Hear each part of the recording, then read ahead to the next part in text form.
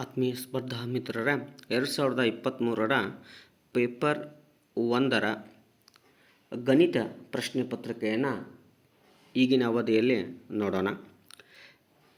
ಇವುಗಳಲ್ಲಿ ಸರಿಯಾದ ಹೇಳಿಕೆ ಕೇಳ್ಯಾನ್ರಿ. ಹಾಗಾದರೆ ಸರಿಯಾದ ಹೇಳಿಕೆ ಅಂದಾಗ ನೋಡಿದಾಗ ಸ್ವಾಭಾವಿಕ ಸಂಖ್ಯೆಗಳ ಗಣವು ಸಂಕಲನ ಮತ್ತು ವ್ಯವಕಲನದ ಆವೃತ್ತ ಗುಣವನ್ನು ಪಾಲಿಸುತ್ತದೆ. ಸ್ವಾಭಾವಿಕ ಸಂಖ್ಯೆಗಳ ಗಣವು ಸಂಕಲನದ ಆವೃತ್ತ ಗುಣವನ್ನು ಪಾಲಿಸ್ತದೆ. ಓಕೆ, ಆದರೆ ವ್ಯವಕಲನದ ಆವೃತ್ತ ಗುಣವನ್ನು ಏನು ಮಾಡೋದಿಲ್ಲ ರೀ, ಪಾಲಿಸುವುದಿಲ್ಲ. ಹಾಗಾದರೆ ಒಂದೇ ತಪ್ಪು. ಪೂರ್ಣಾಂಕಗಳ ಗಣವು ಗುಣಾಕಾರ ಮತ್ತು ಭಾಗಾಕಾರದ ಆವೃತ್ತ ಗುಣವನ್ನು ಪಾಲಿಸ್ತದೆ. ಹಾಗಾದರೆ ಪೂರ್ಣಾಂಕಗಳ ಗಣವು ಗುಣಾಕಾರದ ಪಾಲಿಸ್ತದೆ, ಆದರೆ ಭಾಗಾಕಾರದ ಪಾಲನೆ ಮಾಡೋದಿಲ್ಲ. ಇನ್ನು ವಾಸ್ತವ ಸಂಖ್ಯೆಗಳ ಗಣವು ಗುಣಾಕಾರ ಮತ್ತು ಭಾಗಾಕಾರ, ಇಲ್ಲಿಯೂ ಕೂಡ ಭಾಗಾಕಾರದ ಪಾಲನೆ ಆಗೋದಿಲ್ಲ.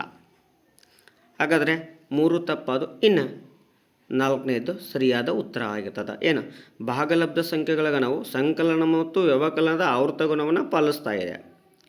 ರೈಟ್, ಹೀಗಾಗಿ ಇದು 4ನೇದು ಸರಿಯಾಗಿರ್ತದೆ. ನೆಕ್ಸ್ಟ್ ನೋಡಿದಾಗ 2 ಮೂರಾಂಶ ಮತ್ತು 3 ಐದಾಂಶರ ನಡುವಿನ ಭಿನ್ನರಾಶಿ. ಸೊ ನೋಡ್ರಿ, ಇಲ್ಲಿ 7ನೇ ತರಗತಿಗೆ ಬರುವಂತಹ ಒಂದು ಪ್ರಶ್ನೆ ಆಗೈತೆ.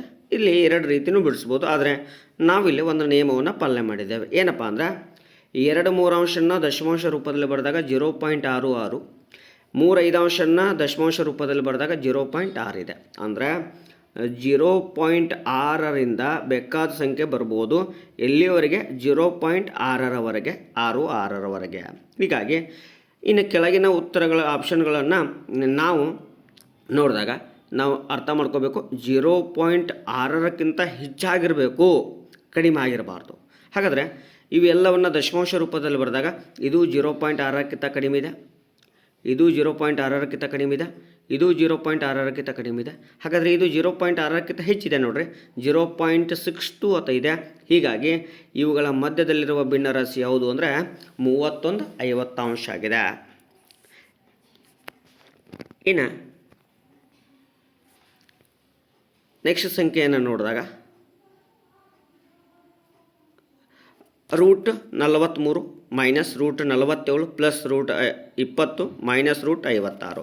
ಇಲ್ಲಿ ಮೈನಸ್ √256ರ ವರ್ಗಮೂಲ 16. ಸೊ 20ರಲ್ಲಿ 16 ಹೋದರೆ 4, 4ರ ವರ್ಗಮೂಲ 2.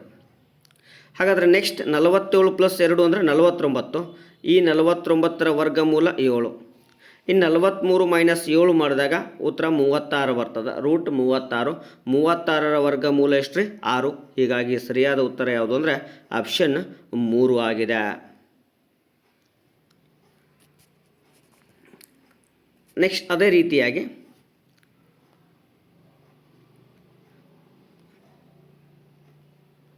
94ನೇದನ್ನು ನೋಡಿದಾಗ 2x + 3 16, 20, 23, 3x ಮತ್ತು 21 ಇವುಗಳ ಸರಾಸರಿ 18 ಆಗಿದೆ. ಹಾಗಾದರೆ ಏನು ಕೇಳಿದಾನವ? ಮಧ್ಯಾಂಕ ಕೇಳಿದಾನ. ಮಧ್ಯಾಂಕ ಬೇಕಾಗಿತ್ತು ಅಂದರೆ ಮೊದಲು ನಾವು ಎಕ್ಸ್ ವ್ಯಾಲ್ಯೂವನ್ನು ಕಂಡುಹಿಡ್ಕೋಬೇಕು, ಆವಾಗ ಮಾತ್ರ ನಮಗೆ ಮಧ್ಯಾಂಕ ಸಿಗ್ತಾ ಇದೆ. ಹಾಗಾದರೆ ಇಲ್ಲಿರುವಂತಹ 6 ಸಂಖ್ಯೆಗಳ ಮೊತ್ತ 83 ಪ್ಲಸ್ 5x ಡಿವೈಡೆಡ್ ಬೈ 6 = 18 ಅಂದರೆ ಸರಾಸರಿ. 18 ಮತ್ತು 6ನ್ನು ಗುಣಾಕಾರ ಮಾಡಿದಾಗ 108 ಆಗುತ್ತೆ. ಪ್ಲಸ್ 83 ಬಲದಿಂದ ಎಡಕ್ಕೆ ಬಂದರೆ ಮೈನಸ್ 83 ಆಗುತ್ತೆ. 108ರಲ್ಲಿ 83 ಹೋದರೆ 25. ಈ 25 ಭಾಗಲೆ 5 ಮಾಡಿದಾಗ 5 ಒಂದಲೇ 5 5ಲೇ. ಸೊ ಎಕ್ಸ್ ವ್ಯಾಲ್ಯೂ ಎಷ್ಟು ಬತ್ತು? 5 ಬತ್ತು. ಹಾಗಾದರೆ ಎಕ್ಸ್ ವ್ಯಾಲ್ಯೂ 5 ಅಂದರೆ 2x ಅಂದರೆ 2 × 5 10 ಪ್ಲಸ್ 3 13 ಆಯಿತು. ಇನ್ನು 3x ಅಂದರೆ 3 × 5 15 ಆಯಿತು. ಹಾಗಾದರೆ ಇವುಗಳನ್ನು ಏನು ಮಾಡೋಣ್ರಿ ಅಂದರೆ ನಾವು ಬಿಡಿಸಿ ಬರ್ಕೋತೀನಿ ನೋಡ್ರಿ. ಇದು 13 ಆಗಿದೆ, ಫಸ್ಟ್ 13. ಇದು 15 ಆಗಿದೆ, 15. ನೆಕ್ಸ್ಟ್ 16, ಆಮೇಲೆ 20, ಆಮೇಲೆ 21, ಆಮೇಲೆ 23. ಇವೆಲ್ಲ ಸಂಖ್ಯೆಗಳನ್ನು ಬರ್ಕೊಂಡೇವಿ. ಬರ್ಕೊಂಡ್ಮೇಲೆ ಅತ್ಯಂತ ಮಧ್ಯದ ಪೂರ್ಣಾಂಕಗಳು ಯಾವುದದಾವ? ಇಲ್ಲಿ 6 ಅದಾವ. ಅಂದರೆ ಅತ್ಯಂತ ಮಧ್ಯದ 2 ಪೂರ್ಣಾಂಕಗಳನ್ನು ತೆಗೆದುಕೊಳ್ತಾ ಇದ್ದೇವೆ. 16 ಮತ್ತು 20. ಇವುಗಳ ಮೊತ್ತ ಎಷ್ಟಾಗುತ್ತೆ? 36 ಆಗುತ್ತೆ. 36ನ್ನು 2ರಿಂದ ಭಾಗಿಸಿದಾಗ ಮತ್ತೆ ಎಷ್ಟು ಬರ್ತದೆ ಅಂದರೆ 18 ಬರ್ತಾ ಇದೆ. ಹೀಗಾಗಿ ಸರಾಸರಿಯನ್ನು 18, ಇವುಗಳ ಮಧ್ಯಾಂಕವು ಕೂಡ ಎಷ್ಟಾಗುತ್ತೆ ಅಂದರೆ 18 ಆಗ್ತಾ ಇದೆ. ನೆಕ್ಸ್ಟ್ ಸಮಸ್ಯೆಯನ್ನು ನೋಡಿದಾಗ ಯಾವುದ್ರಿ 95. ಎಕ್ಸ್ನ ಶೇಕಡ 5.2ರ ಪ್ರಮಾಣವು 2.08ಕ್ಕೆ ಸಮವಾದರೆ ಎಕ್ಸ್ ಬೆಲೆ. ಇದು 7ನೇ ತರಗತಿಯ ಪಠ್ಯಕ್ರಮದ ಪುಸ್ತಕ. ಹಾಗಾದರೆ ಇದರ ಅರ್ಥ ಏನ್ರಿ ಅಂದ್ರೆ, ಎಕ್ಸ್ ಎಂಬುದು ಒಂದು ಪೂರ್ಣ ವಸ್ತು. ಆ ಪೂರ್ಣ ವಸ್ತುವಿನಲ್ಲಿ 5.2% ತೆಗೆದುಕೊಂಡಾಗ ಅದರ ಬೆಲೆ 2.08 ಆಗುತ್ತೆ. ಹಾಗಾದರೆ ಎಕ್ಸ್ ಇಂಟು 5.2% ಈಕ್ವಲ್ ಟು 2.08. ಇನ್ನು 5.2%ವನ್ನು ಭಿನ್ನರಾಶಿ ರೂಪದಲ್ಲಿ ಬರೆದಾಗ x into 5.2 into 100 equal to 2.08. ಈ 100 2.08 ಗುಣಾಕಾರ ಆದಾಗ ಎಷ್ಟಾಗುತ್ತೆ ಅಂದರೆ 208 ಆಗುತ್ತೆ. ಹಾಗಾದರೆ ಎಕ್ಸ್ ಇಂಟು 5.2 ಈಕ್ವಲ್ ಟು 208. 5.2 ಗುಣಾಕಾರ ಆ ಕಡೆ ಹೋದರೆ ಭಾಗಾಕಾರ, ಬಿಂದುವನ್ನು ಹೋಗಲಾಡಿಸಿದರೆ ಮತ್ತೊಂದು 0 ಎಕ್ಸ್ಟ್ರಾ ಬರ್ತದೆ. ಹಾಗಾದರೆ 2080 ಬಾಗಿಲೆ 52 ಆಯಿತು. ಇನ್ನು 52 1 52 4 208, 0ಗೆ 0 ಕೊಟ್ಟರೆ ಎಷ್ಟಾಯಿತು? 40. ಹಾಗಾದರೆ ಇಲ್ಲಿ ಸರಿಯಾದ ಉತ್ತರ ಯಾವುದು ಅಂದರೆ ಆಪ್ಷನ್ 1 40 ಆಗಿದೆ. ನೆಕ್ಸ್ಟ್ 96 ನೋಡಿದಾಗ x plus y equal to 14, x minus y equal to 4 ಆದಾಗ 2x ಪ್ಲಸ್ ವೈನ ಬೆಲೆ ಕಂಡುಹಿಡಿಯಿರಿ. ಇಲ್ಲಿ ನಾವೇನು ಮಾಡ್ಬೋದು ಅಂದರೆ SSLC ಒಳಗಡೆ 2 ಚರಾಕ್ಷರವುಳ್ಳ ರೇಖಾತ್ಮಕ ಸಮೀಕರಣದ ಆದರ್ಶ ಆ ರೀತಿ ಇದೆ. ಇಲ್ಲಿ ಇದಕ್ಕೆ ಸಮೀಕರಣ 1 ಅನ್ನೋಣ, ಸಮೀಕರಣ 2 ಅನ್ನೋಣ. ಸಮೀಕರಣ 1 ಮತ್ತು 2ನ್ನು ಕಳೆದಾಗ ಅಂದರೆ ಸಮೀಕರಣ 1 ಮತ್ತು 2ನ್ನು ಕೂಡಿಸಿದಾಗ y ವ್ಯಾಲ್ಯೂ ಕ್ಯಾನ್ಸಲ್ ಆಗುತ್ತೆ. ಹಾಗಾದರೆ ಎಕ್ಸ್ ಪ್ಲಸ್ ಎಕ್ಸ್ 2x ಆಗುತ್ತಾ? 2x ಆಮೇಲೆ 14 ಪ್ಲಸ್ 4 18. 2x ಈಕ್ವಲ್ ಟು 18 ಬಾಗಿಲೆ 2 ಮಾಡಿದಾಗ ಎಕ್ಸ್ ವ್ಯಾಲ್ಯೂ 9 ಬಂತು. ಎಕ್ಸ್ ವ್ಯಾಲ್ಯೂ 9 ಅಂದರೆ y ವ್ಯಾಲ್ಯೂ ಇದ್ರಾಗ ಹಾಕಿದಾಗ ಎಷ್ಟು ಬರ್ತದೆ? 5 ಬರ್ತಾ ಇದೆ. ಹಾಗಾದರೆ ಎಕ್ಸ್ 9 y 5, 2x ಅಂದರೆ 18, y 5 ಇದೆ. 18 ಪ್ಲಸ್ 5 ಎಷ್ಟು? 23. ಹೀಗಾದರೆ ಸರಿಯಾದ ಉತ್ತರ ಎಷ್ಟು ಅಂದರೆ 2ನೇ ಪ್ರಶ್ನೆಯಾಗಿದೆ.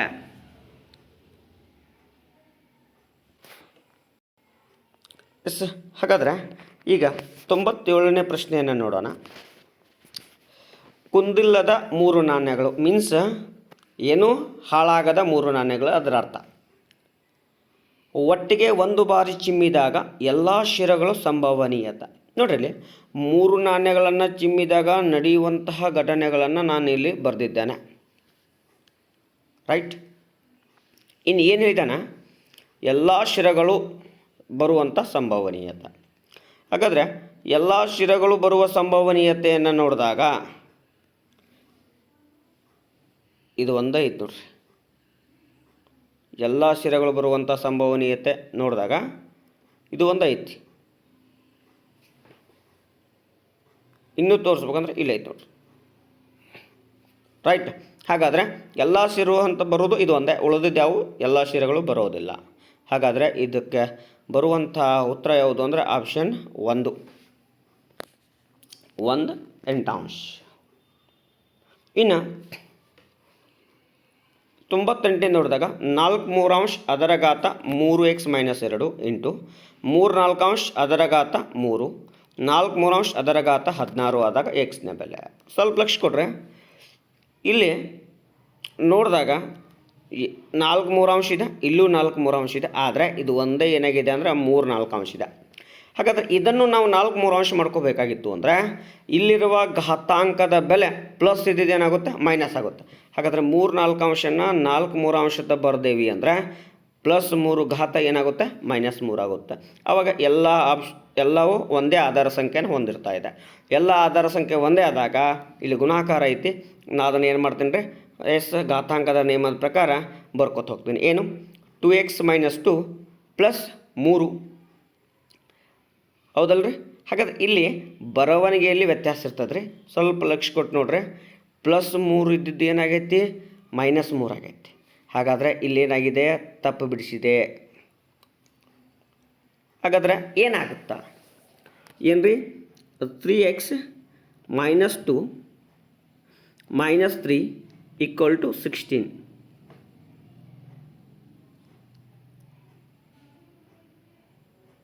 ಹೌದ್ರಿ.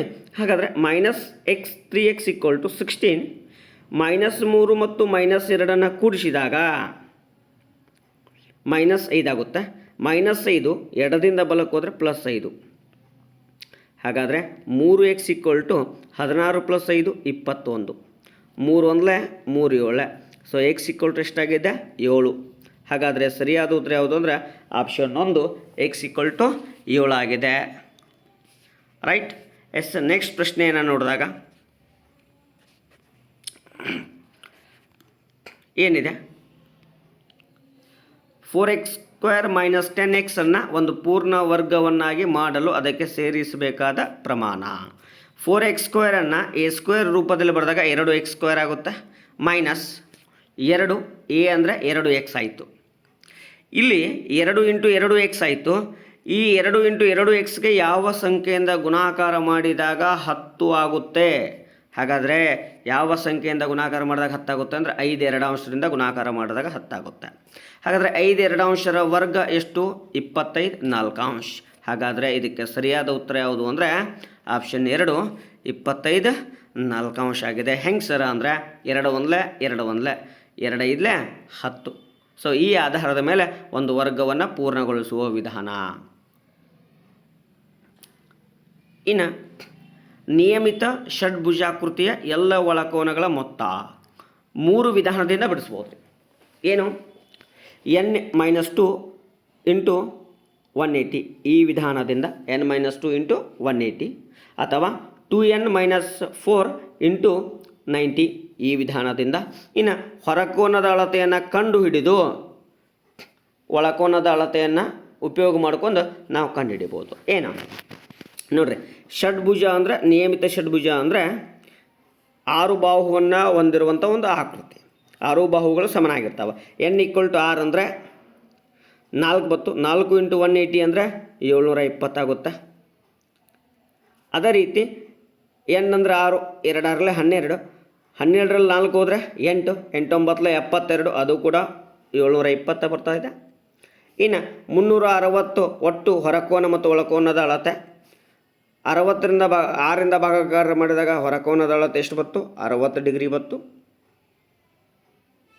ಹಾಗಾದರೆ ಒಳಕೋನದ ಅಳತೆ ಏನಾದಾಗ 180 - 60 ಮಾಡಿದಾಗ ಎಷ್ಟು ಬತ್ತು, 120 ಬತ್ತು. 120ನ್ನು 6 ಬಾಹುಗಳು ಅಂದರೆ 6 ಕೋನಗಳಿರ್ತಾವೆ, 6ರಿಂದ ಭಾಗಿಸಿದ್ರೆ ಮತ್ತದು 720 ಬತ್ತು. ಹೀಗಾಗಿ ಸರಿಯಾದ ಉತ್ತರ ಆಪ್ಷನ್ 3 720.